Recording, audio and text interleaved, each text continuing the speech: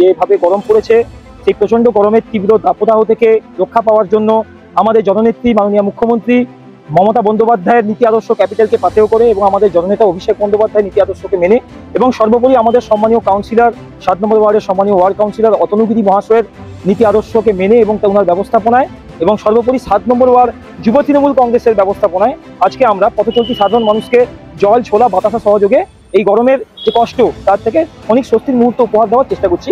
এটাই হচ্ছে আমাদের আজকের দিনের প্রকল্প। বিগত দিনগুলোতেও আমরা এই প্রকল্প নিয়েছি এবং আগামী দিনেও আগামী প্রায় 1 সপ্তাহ ব্যাপী আমাদের ওয়ার্ডের বিভিন্ন প্রান্তে এই প্রকল্পগুলি রয়েছে।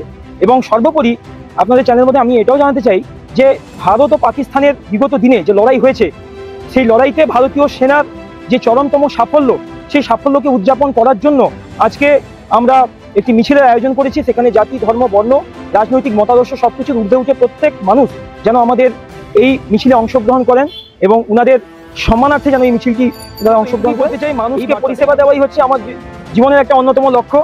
আপনারা হয়তো দেখে এসেছেন যে কোনো না কোনোভাবে আমি মানুষকে বিভিন্নভাবে পরিষেবা দিয়ে এসেছি। আমাদের যে যুবক টিম আছে যুবক টিমের সঙ্গে দিয়ে এসেছি।